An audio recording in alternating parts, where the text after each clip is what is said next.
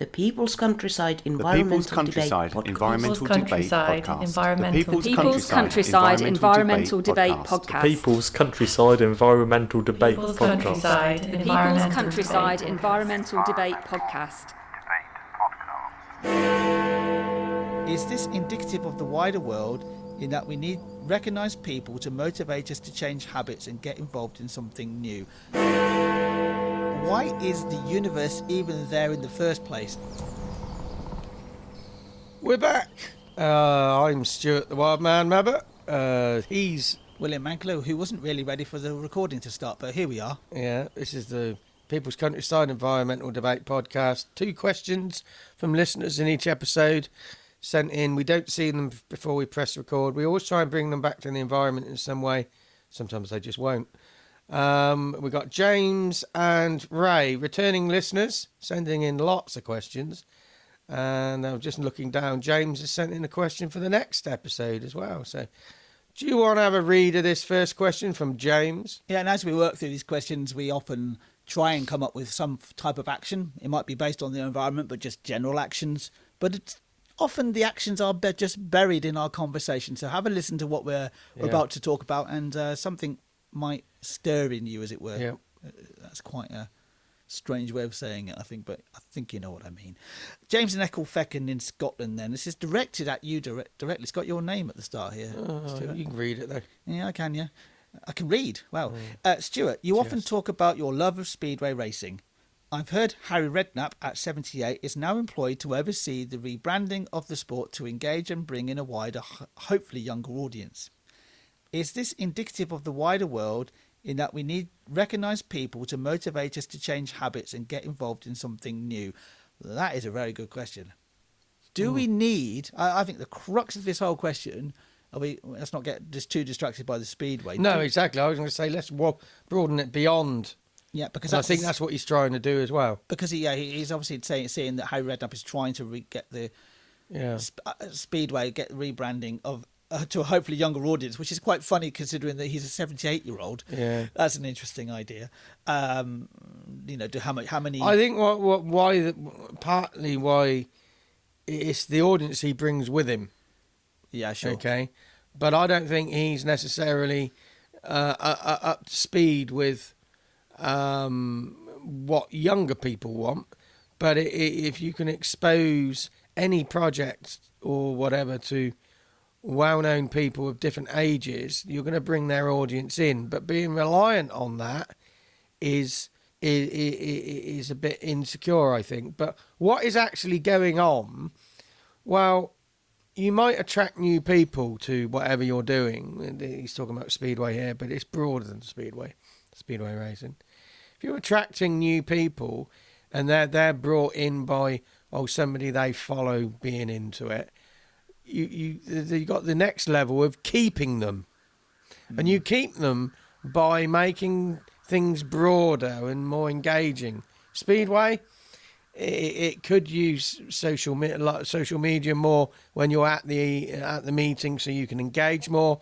But I also think there was a guy called Arthur Alvin, a promoter in the 1930s, and there was another promoter, I really can't remember his name, but very well known in Speedway. He used to entertain. He used to have these mid-race stupid activities, and how many men can you fit in a Hillman Imp? It just it's more than just you know what I mean? Just 4 men riding around in circles. Darts has done interesting things with rebranding. Still boring as hell to me. Get these fat men walking onto this music, but it's more than that. They're engaging people, but then they're keeping people engaged, and I think that there's a message there for all activities. But I do think it's a risk relying on the celebrity. It is a big risk relying on the celebrity, because the celebrity is also only a short-term thing anyway. There are very few people that really transcend generations, I think.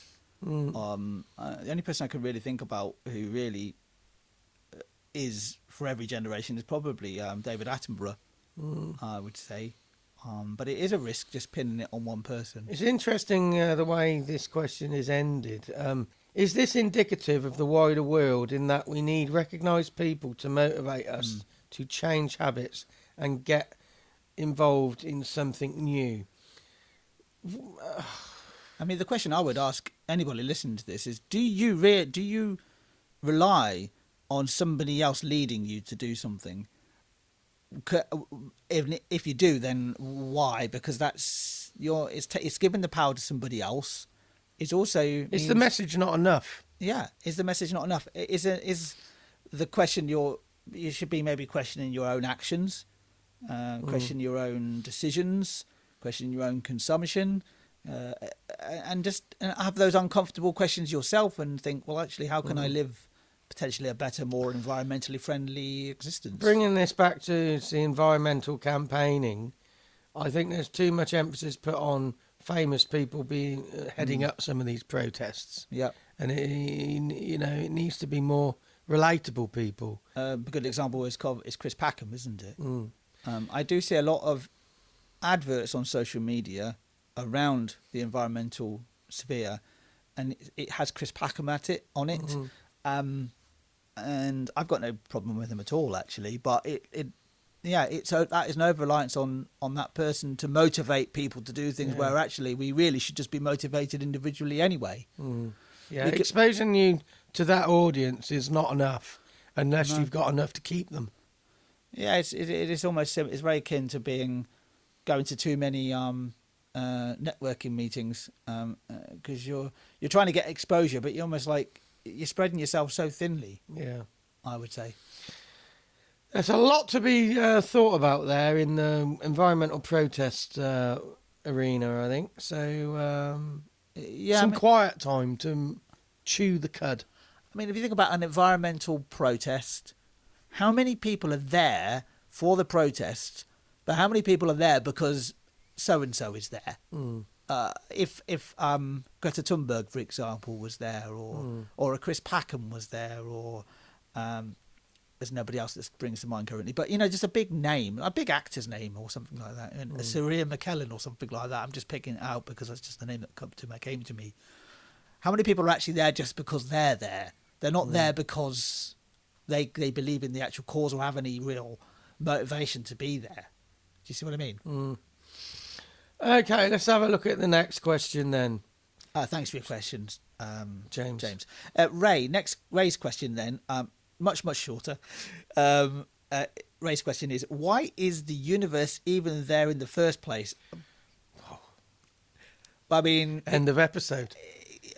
There's no answer to it. Is it there? Is it there? What is the universe? I've just picked up my first ever. I'm trying to remember his name now. I've only just read his book. Oh my goodness me!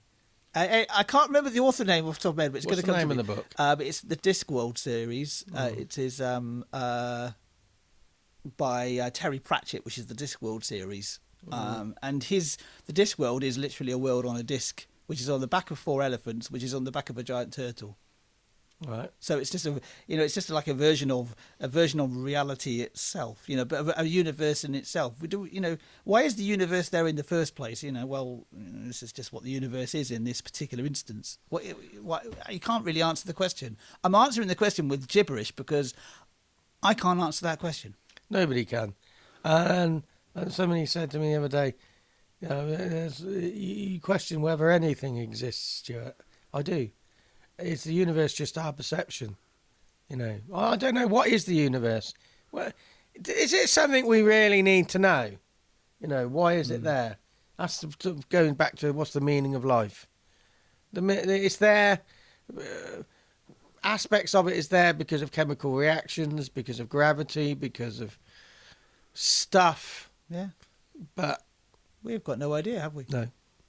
I know. There have been so many different civilizations and animals that have existed over the millennia and beyond. Billions of years there's been animals on this planet, just on this planet, living here, and that's just one small, tiny, insignificant speck in the whole entire universe, whole entirety of the universe. So why? Yes, this is an impossible question to even start to answer. End of episode.